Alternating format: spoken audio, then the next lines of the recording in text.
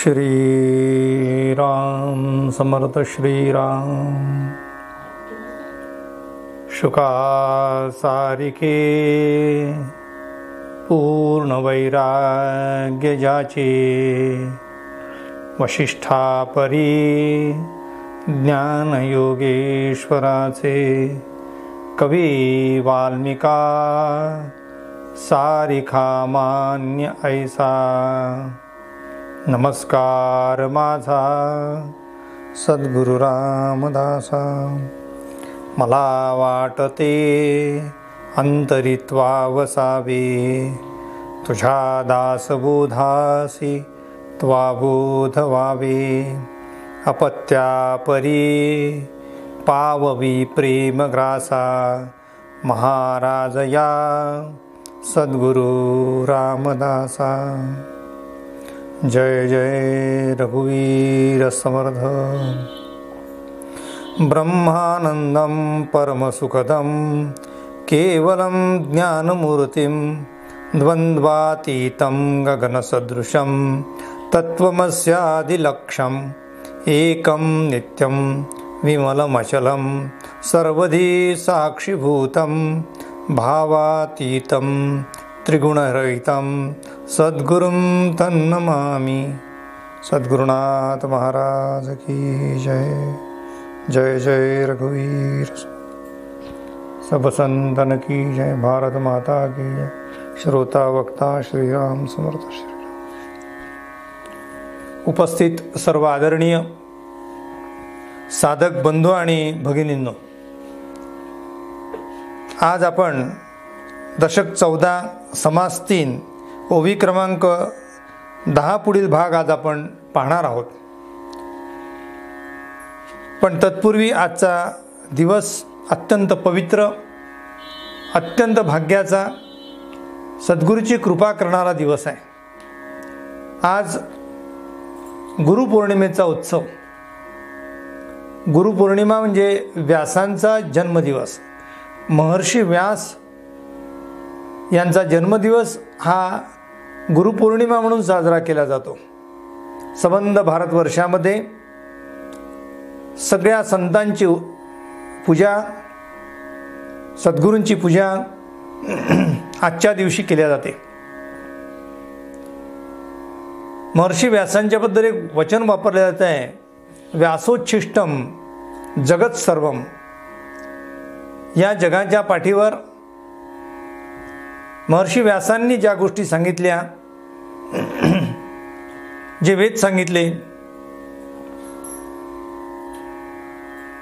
ते त्यानंतर ज्यांनी ज्यांनी जे जे सांगितलं ते पहिले व्यासांनी सांगूनच ठेवलं होतं। म्हणून महर्षी व्यासांना आपण त्यांचा जन्मदिवस हा गुरुपौर्णिमा म्हणून साजरा करतो। दुसरी बाजू अशी आहे की गुरुपौर्णिमेच्या निमित्ताने सद्गुरूला शरण गेलं पाहिजे। सद्गुरु वाचुनी सापडे ना सोय, धरावे ते पाय आधी आधी। सद्गुरु यांच्यातील सामर्थ्य म्हणजे शिष्याला सद्गुरुत्व ते बहाल करतात। म्हणून तुकाराम महाराज म्हणतात, लोह परिसाची न साहे उपमा, सद्गुरु महिमा अगाधची। कारण आपणासारखे करीती तत्काळ। जसं परिसाची उपमा सद्गुरूंना देता येत नाही, कारण परिस हे लोखंडाचं सोन्यामध्ये रूपांतर करते, पण परिसाकडे ते सामर्थ्य नाही की तो दुसरा परिस निर्माण करू शकेल। म्हणून सद्गुरूची महिमा त्यापेक्षा महान आहे। जोड्या गुरु शिष्यांच्या आर्यावर्तात दिव्य आढळती, गोरख मच्छिंद्रापरी तैसा ज्ञानास जाण निवृत्ती। एका जनार्दनाचा नाम्या असे विसोबाचा, शिवबा दासाचा आणि झाला नोरेन रामचंद्राचा किंवा रामकृष्णाचा.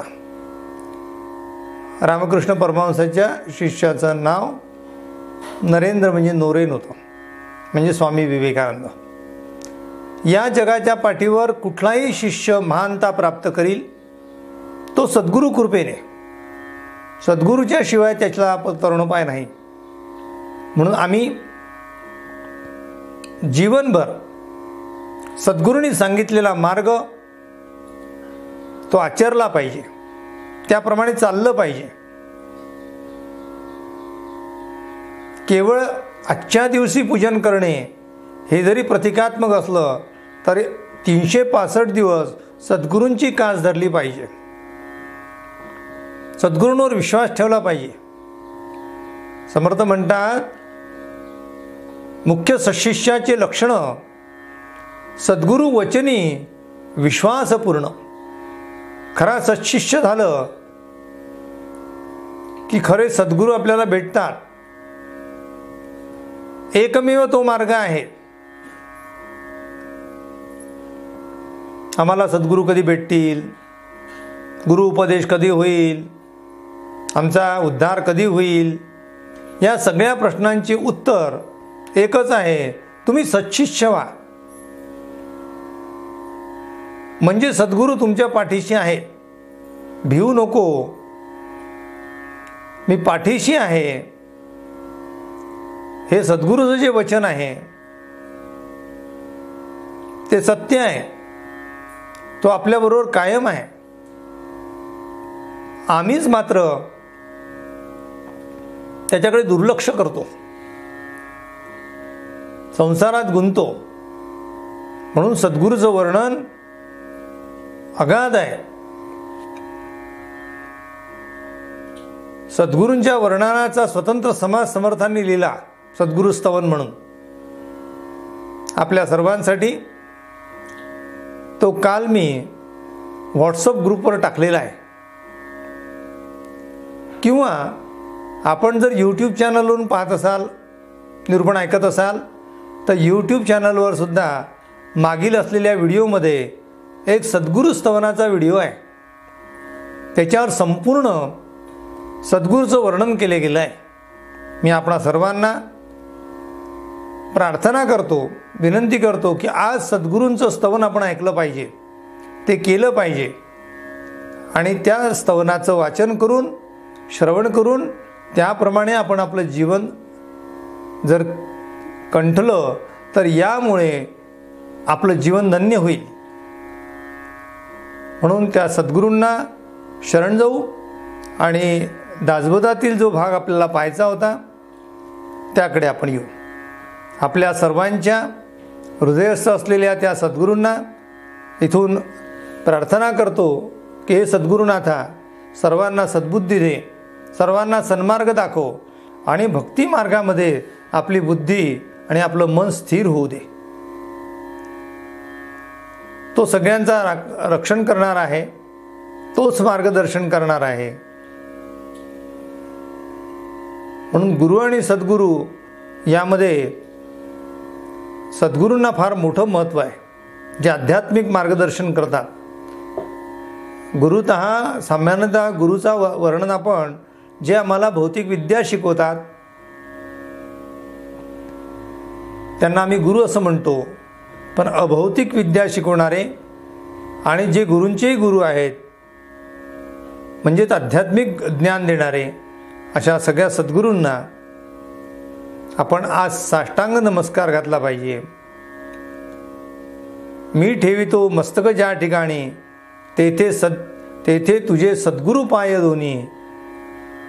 त्या सद्गुरूंचे पाय आम्हाला दिसले पाहिजे. म्हणून आपण त्या दृष्टीने आपली उपासना करावी अशी आपणाला प्रार्थना करतो. आणि पुढील भाग आपण दासबोधातील आज पाहूया. श्रीराम समर्थ श्रीराम. कामिक रसिक शृंगारिक वीरहास्य प्रस्ताविक कौतुक विनोद अनेक यानावधीट पाठ. श्रीराम मन झाले कामाकार, तैसेची निगती उद्गार, धीट पाठे परस्पार, पावजेत नाही श्रीराम. श्रीराम समर्थ श्रीराम. श्री समर्थांनी धीट आणि पाठ या शब्दांचा अर्थ आपल्याला सांगितला आहे. काव्याचे जे प्रकार आहेत ते 3 प्रकार आहेत. धीट, पाठ आणि पाठांतरातले धीट, पाठ आणि प्रासादिक. जे धीट आहे ते धीटपणे केले जाते. अनेकांचं वाचून त्यानुसार शीघ्र काव्य करणे हे धीट काव्यामध्ये येते. पाठ काव्य जे आमचं पाठ आहे, जे आमच्या स्मरणात आहे त्याप्रमाणे नक्कल करणे पाठांतरामध्ये येते. पाठ म्हणजे पाठांतर, बहुत पाहिले ग्रंथांतर, तयासारखा उतार आपणही केला, हे पाठ या प्रकारात मोडते. धीट म्हणजे धीट, पाठ म्हणजे धीटपणे केलेलं. धीट म्हणजे धीटपणे केले, जे जे आपल्या मनास आले, बळेची कैत्व रचले, या नावं धीट बोलीची. माझ्या मनात आलं त्याप्रमाणे काव्य केलं, धैर्याने धीटपणे केलं, त्याला धीट काव्य म्हणतात. समुद्राच्या किनाऱ्यावर बसलो आहे, लाटा दिसतात आहे, सूर्य मावळताना दिसतो आहे, सहज काहीतरी मनात येते की आपण असं असं काव्य करावं आणि तशा प्रकारचं काव्य केल्या जाते, धीट काव्य. पाठ काव्य अनेकांचं पाठ असते, अनेक ग्रंथांचा आपण पाठ वाचतो आणि त्याप्रमाणे काव्य करण्याचा प्रयत्न करतो, त्याला पाठ काव्य असं म्हणतात. म्हणून समर्थांनी त्याचं अधिक स्पष्टीकरण पुढच्या ओवीत दिलं. शीघ्रची कवित्व जोडले, दृष्टी पडिले तेची वर्णिले, भक्ती वाचून जे जे केले, त्या नाव धीट पाठ. म्हणजे तुमच्या समोर आलेलं कुठल्याही काव्याचा प्रकार हा जर भक्ती सोडून असेल, परमेश्वर सोडून असेल, तर ते सगळं काव्य धीट पाठ काव्य आहे. एक तर ते धीटमध्ये मोडेल, नाही तर पाठमध्ये मोडेल, पण ते प्रासादिकमध्ये मोडणार नाही. प्रासादिकमध्ये तेच काव्य मोडते जे काव्य माणसाला भगवंताकडे नेते. म्हणून जगद्गुरू तुकाराम महाराजांनी केलेले अभंग हे प्रासादिक काव्य. माऊलीने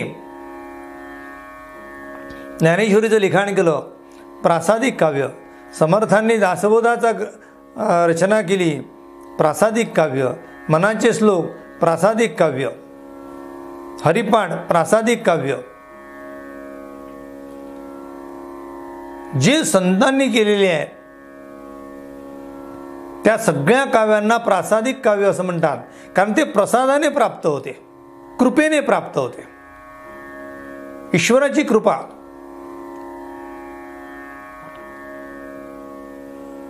संत तुकाराम महाराज म्हणतात की मी जे काव्य केलं ते मी केलंच नाही, ते भगवंताचा प्रसाद म्हणून मी ते स्वीकारलं. मानोनी वरप्रसाद की विठ्ठलाचा, झाली कवित्व करण्या अनुरक्त वाचा, केले अभंग शतशा प्रभूच्या कृपेने. प्रभूच्या कृपेने ते मी अभंग केलेले आहेत, ते माझं सामर्थ्य नाही. समर्थ म्हणतात की सकल करणे जगदीशाचे आणि कवित्वाचे काय मनुष्याचे, ऐशा अप्रमाण बोलण्याचे काय घ्यावे. अंतःकरणामध्ये भगवंत वास करतो आहे आणि त्या भावामध्ये, त्या अवस्थेमध्ये, त्या समाधीमध्ये असताना जे काव्य बाहेर पडते त्याला प्रासादिक काव्य असं म्हणतात. भगवत चिंतनात ते बाहेर पडलेलं असते. म्हणून सगळ्या संतांचे सगळे ग्रंथ, सगळे काव्य हे प्रासादिक काव्य आहे.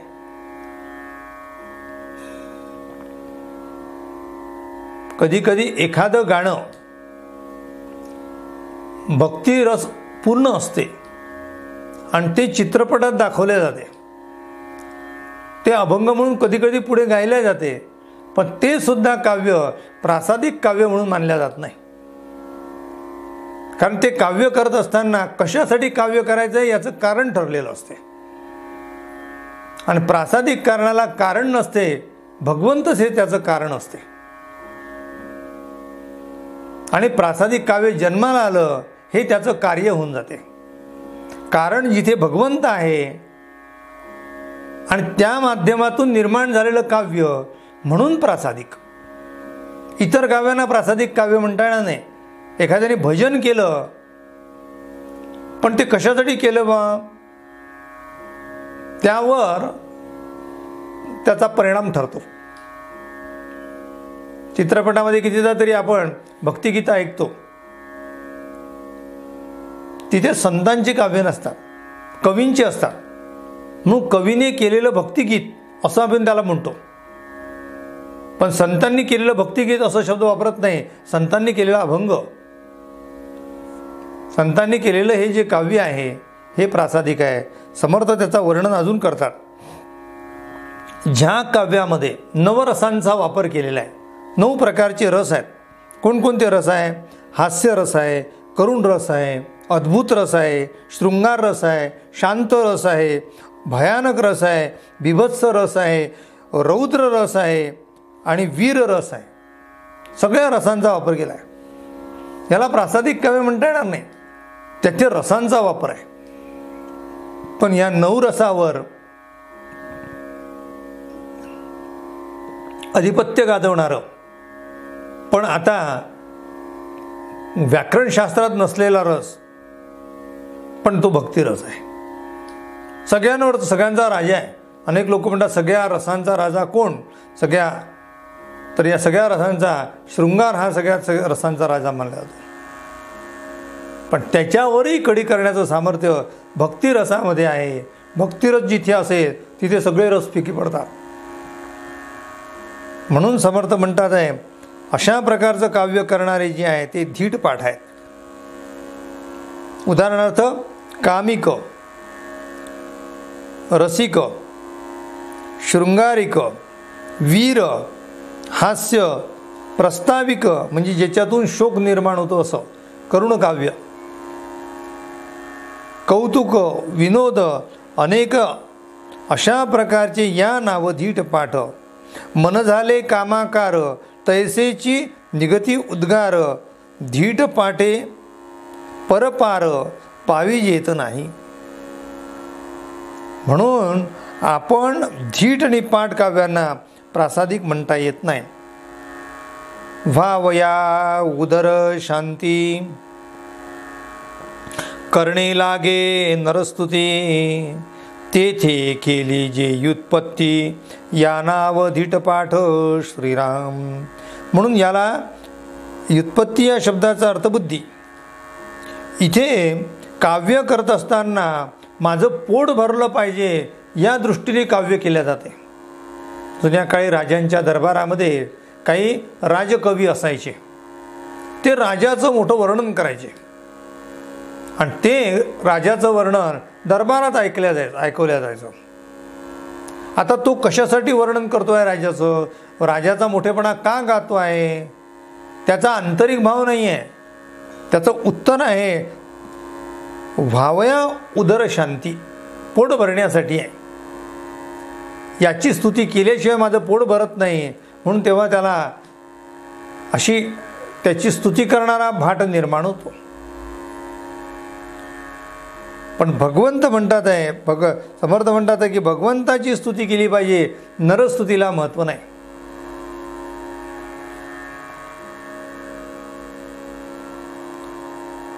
जेथे केली हे व्युत्पत्ती या नाव धीट पाठ.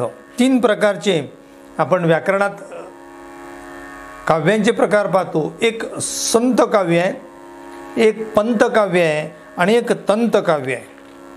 इथे संत म्हणजे प्रासादिक, पंतकाव्य म्हणजे बुद्धिप्रामाण्य आणि बुद्धीला चालना देणारं, आणि तंतकाव्य म्हणजे जे नवरसात्मक काव्य आहे ते तंतकाव्य. म्हणजे ज्याच्यात तंतू वाजवून आपण जे गाणे म्हणतो ते तंत. पंत म्हणजे जे विद्वतजन लोक आहे ज्यांनी काव्य केलं ते, आणि जे संत लोक आहे त्यांनी काव्य केलेलं ते संत. म्हणून संत, पंत आणि तंत असे 3 काव्याचे प्रकार पडतात. कवित्व नसावे धीटपाठ, कवित्व नसावे खटपट, कवित्व नसावे उद्धट, पाषाणमत श्रीराम. पाषाणमत या शब्दाचा अर्थ जे काव्य शास्त्राला, वेदांना, संतांना सोडून आहे त्याला पाषाणमत म्हटलं आहे. तसं काव्य उपयोगी नाही.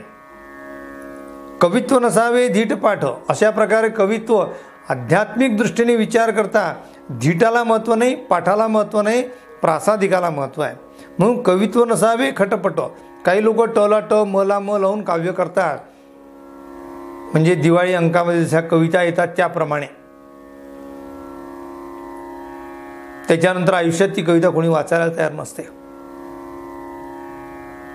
पण लाखो लोकांच्या जिभेवर संतांनी केलेले काव्य अनेक वर्षापासून, अनेक शतकापासून, अनेक दशकापासून आजही ते जिभेवर वास करतात आहे. म्हणा सज्जना म्हटलं की भक्तिपंथीची जावे हे वाक्य येणारच. आज लहान मुलांच्या, तरुणांच्या मुखावर जर संतांचं प्रासादिक काव्य जर असेल तर त्यांच्या जीवनाला दिशा, त्यांच्यावर संस्कार करण्याची वेगळी कारणच नाही, काही करायचं कारण आहे. आज मुलांच्या मुखावर चित्रपटाची गीतं असतात. मुलं चित्रपटाच्या गीतांवर नाचतात, नृत्य करतात, आई वडील टाळ्या वाजवतात. पण ते टाळ्या वाजवण्यापुरता, कौतुक करण्यापुरता जरी ते ठीक असलं तरी संस्काराच्या दृष्टीने विचार करता त्यांच्याकडनं रामरक्षा म्हणून घेतल्या गेली पाहिजे, गणपती अथर्वशीर्ष म्हणून घेतल्या पाहिजे, मनाचे श्लोक म्हणून घेतल्या पाहिजे, भीमरूपी त्यांच्याकडनं म्हणून घेतलं पाहिजे, हनुमान चालिसा त्यांच्याकडनं म्हणून घेतला पाहिजे, कितीतरी काव्य आहेत, हरिपाठ त्यांच्याकडनं पाठ करून घेतला पाहिजे. बालपणीच या गोष्टी असल्या पाहिजे. वयाच्या 10 वर्षाच्या आत मुलांचं हे पाठ असलंच पाहिजे, असलंच पाहिजे. आता ते पाठ मुलांचं होत नाही. याचं कारण असं आहे की मुलं जे ऐकतात ते त्यांचं पाठ होते. मोबाईल आणि टी व्ही यामध्ये त्यांना काही मनाचे श्लोक ऐकायला मिळणार नाही. आई वडील म्हणायला तयार नाही, आजी आजोबांचं ऐकत नाही. मग त्या मुलांवर संस्कार कसं होतील? त्या मुलांवर संस्कार होण्यासाठी त्या मुलांचा कान धरावा, नीट बसवावं आणि त्यांच्याकडनं ते करून घ्यावं. लालयत पंचवर्षांनी दशवर्षांनी ताड येतं. पण तुम्ही त्याच्याकडनं जोपर्यंत ते पाठ होत नाही तोपर्यंत ते पाठ करून घेतलं गेलं पाहिजे. म्हणून समर्थांनी इथे म्हटलं आहे, कवित्व नसावे वादंग, कवित्व नसावे रसभंग, कवित्व नसावे रंगभंग, दृष्टांतहीन श्रीराम. कवित्व नसावे पाल्लाळ, कवित्व नसावे बाष्कळ, कवित्व नसावे कुटिळ, लक्षुनिया श्रीराम.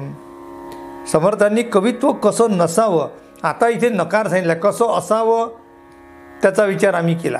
आता कसं नसावं, समर्थ म्हणतात कवित्व नसावे खटपट, कवित्व नसावे उद्धट, कवित्व नसावे वादंग, भानगडी निर्माण होतील असं कवित्व काय कामाचं. कवित्व नसावे रसभंग, रसाचा भंग होईल असं सुद्धा काव्य नसावं. कवित्व नसावे रंगभंग, दृष्टांतहीन, काव्यामध्ये दृष्टांत असतात. तुम्ही कालिदासांचं काव्य वाचा, दृष्टांताचा पाऊसच आहे. ज्ञानेश्वरांची ज्ञानेश्वरी वाचा, दृष्टांताचा पाऊसच आहे. जे दृष्टांत आहे तेच पुढे सिद्धांत झालेले आहेत. काय सामर्थ्य होतं, समर्थांनी किती दृष्टांत दिलेले आहे आणि त्यातही ते प्रासादिक आहे. समर्थ म्हणतात आहे कवित्व नसावे पाल्लाळ. एखादं जे चराट लांबलं जाते की त्या पाल्लाळामध्ये ते लोकांना कंटाळवाणं वाटते. कवित्व नसावे कुटिळ, लक्षुनिया हीन, कवित्व नसावे बोललेची न बोलावे, छंदभंग न करावे, मुद्राहीन श्रीराम. अशा प्रकारे कवित्व नसावं. व्युत्पत्तीहीन म्हणजे विद्वत्ताहीन, तर्कहीन, कळाहीन, शब्दहीन, भक्तिज्ञान वैराग्यहीन, कवित्व नसावे श्रीराम. कवित्व नसावे, कशा प्रकारे नसावे? ज्याच्यामध्ये ज्ञान नाही त्या काव्याला काय किंमत आहे, ज्याच्यात तर्क नाही आहे त्याला कवितेला काय किंमत आहे, ज्याच्यामध्ये आपल्याला कला नाही, ज्याच्यामध्ये शब्दज्ञान नाही, ज्याच्यामध्ये भक्ती नाही, ज्ञान नाही, वैराग्य नाही, असं काव्य करूनसुद्धा कचऱ्यात टाकण्यासारखं आहे. काही किंमत नाही त्याची, आयुष्य वाया झालं त्याने. भक्तिहीन जे जे कवित्व, म्हणून भक्तीशिवाय काव्य केलं तेची जाणावे ठोंबे मत. ठोंबे म्हणजे मूर्खपणाचं मत आहे, काही नाही. कुठलं काव्य करावं तर ते काव्य करायचं असेल तर ते भक्तियुक्त करावं. आवडीहीन वक्तृत्व कंटाळवाणे श्रीराम. म्हणून भक्तिविण जो अनुवाद तोची जाणावा विनोद. प्रीतीविण संवाद केवी गडे श्रीराम. म्हणून भक्तीशिवाय काव्य नसावं. आणि तोची जाणावा विनोद, जिथे भक्तीशिवाय कार्य असेल, भक्तिविण असेल तर काही किंमत नाही त्याला, तो विनोद आहे. प्रीतीविण संवाद केवी घडे. जसा प्रेम नसेल तर संवाद घडत नाही, तसं भक्ती नसेल तर ते खरं काव्य ठरत नाही. राहिलेला भाग उद्याच्या निरूपणात पाहूया. श्री समर्थांनी काव्याची लक्षणं सांगून आपल्याला याही माध्यमातून आपल्याला भगवंताकडे नेलं आहे. केवढं सामर्थ्य त्यांचं आहे. उद्यासाठी आपण पुन्हा यावं अशी प्रार्थना करतो आणि आपल्या हृदयस्थ असलेल्या त्या सद्गुरूंना इथूनच साष्टांग दंडवत घालून आजची निरूपण सेवा श्री समर्थ चरणी समर्पित करतो. उपासनेला दृढ चालवावे, भूदेव संतासी सदा नमावे. सत्कर्मयोगे वय घालवावे, सर्वामुखी मंगल बोलवावे. जय जय रघुवीर समर्थ. सब संतन की जय. भारत माता की जय. श्रोता वक्ता श्रीराम समर्थ श्रीराम.